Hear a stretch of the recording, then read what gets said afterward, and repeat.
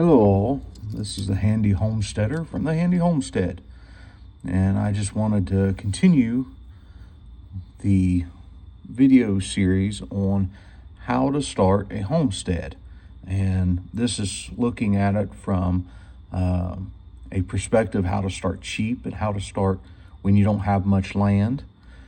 I believe the average home's yard in America is about a half of an acre. And that's really not that much whenever you consider that the philosophy of having a homestead, everybody thinks, 40 acres and a cow or 100 acres. And, if you really don't have 100 acres, there's nothing you can do. And you listen to farmers and you find out that they think, well, if you don't have 1,000 acres, then it's a small farm and there's nothing you can do. We're not farming, we're homesteading. And homesteading is about providing for you and your family. It's about making the world a better place, starting in your own backyard, at your own doorsteps. More or less doing that instead of looking at everything going on in the world around us, thinking about how bad everything is. We're looking about how do we make our little piece of land into our little slice of heaven, or a haven from the troubles that torment us all, especially in this day and time. So what we're looking at here is a small chunk of land. It's 20 foot wide and 50 foot long. And this is kind of representative of, it's only 1,000 square feet. This would be a small city backyard, or what I actually had in mind whenever I made this was there's several old shotgun houses in my area, and the house isn't very much bigger than this at all. So this would be kind of a little backyard for one of those small homes. So 1,000 square foot, this is a lot to some people. It's almost nothing to others. It's a 40th of an acre. I think an acre is about 47,000 square feet. This is 1,000 square feet. I know you're not supposed to do math on camera, but I done it anyway. Forgive me if I'm wrong. So let's take a look here on what we could do with either a small portion of a yard or a small yard. So what we're doing is we want to have the area enjoyable for everyone.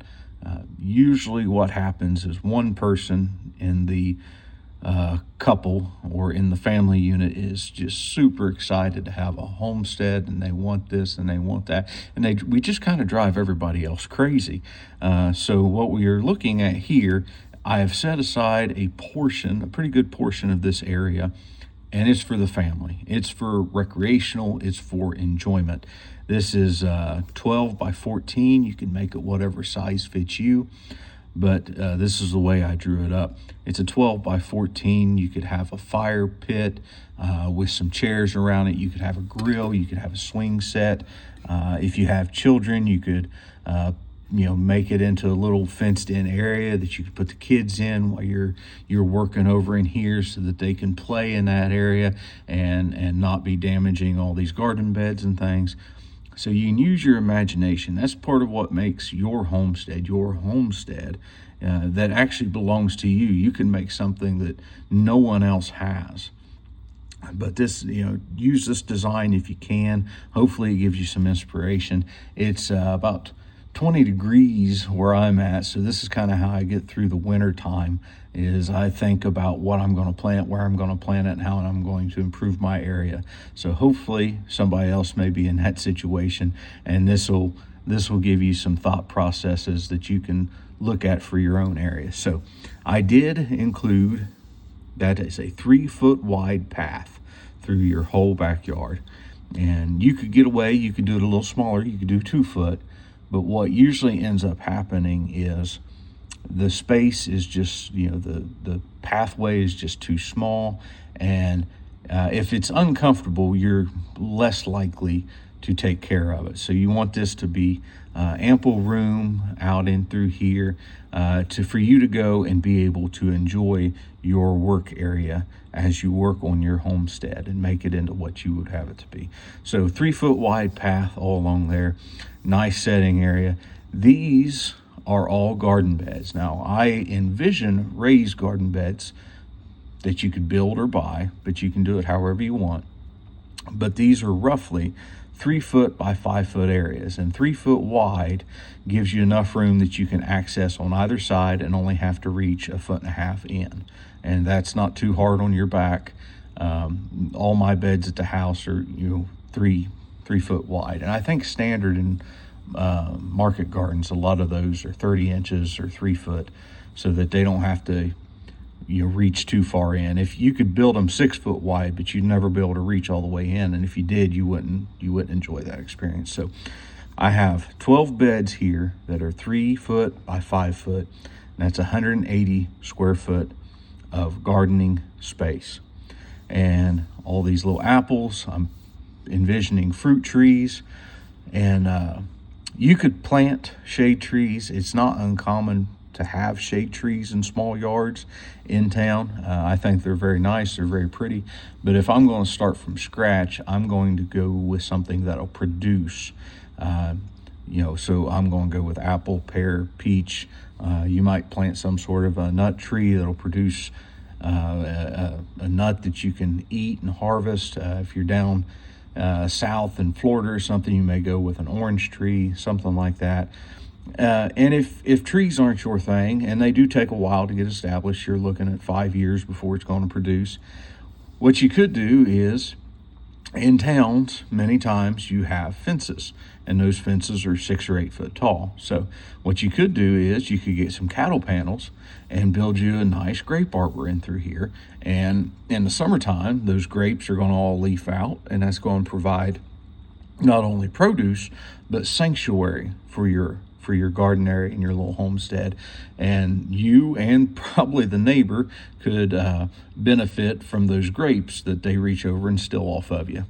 So hopefully you don't have that, but that could be the case. But you could do grapes there.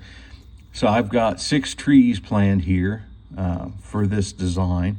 And then I've got little bushes, blackberries, blueberries. Use your imagination what you want. If you like flowers, that would be a good place to sprinkle in some flowers in through here. I've got 17 of them put out here for this design, but put what will fit in your area. It is your area, make it what you would like. Now, the one thing I did here that won't be applicable to everyone, but I put in some rabbits. The homestead, in my opinion, and for my homestead, I not only want it to produce vegetables, but I want there to be some sort of meat production as well, or income production. So if you're a vegetarian and you just want to do away with that, that's fine. Or if you're a vegetarian and you would like to raise some rabbits because they're cute and you can sell them as pets, that's perfectly fine too, because I've got a 2 foot by 10 foot rabbit area, and that will accommodate 5 2x2 rabbit cages. And this only shows one layer, but you could double layer them. You could even triple layer them. But let's say you just have this single row of 4 does and 1 buck, and you want to breed them. Well, a doe, a female rabbit, can have 10 kits or babies, however you want to call it, per litter, and it's not pushing them to have 3 litters a year. So if 4 does have each produced 10, that's 40 per time, and you do that 3 times a year, that's 120 babies. If you've done a double, then that's 240. So if you raise the babies out and you're going to harvest them for meat, then you're going to raise them up to where they're 6 pounds, and you're going to butcher them, and you're going to get 3 pounds of meat a piece. So out of the one row of 4 rabbits, you'll get about 360 pounds of meat. Or if you've done the double decker, that'd be about 720 pounds, assuming they dress out at about 3 pounds.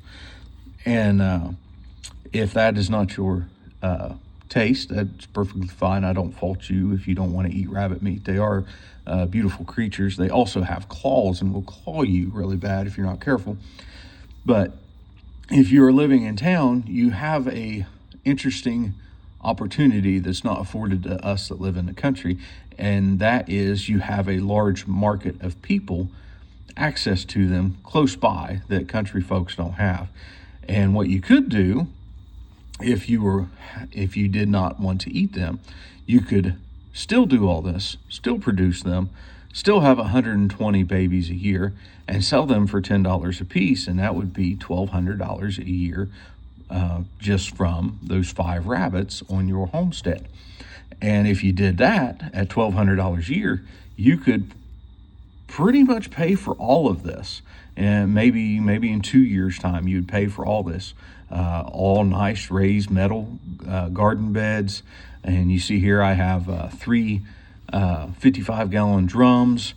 So we're collecting rainwater off the back of the rabbits. So that's holding 150 gallons of water, and you get to water the rabbits from it. You get to water the garden beds and all the produce here, all the fruit production. And then right here, I have compost, because out of this, you still have grass. So you're going to be able to harvest the grass, and you can either feed it to the rabbits and collect their manure, or you can put it in a compost pile, let it decompose, and then feed your system with this.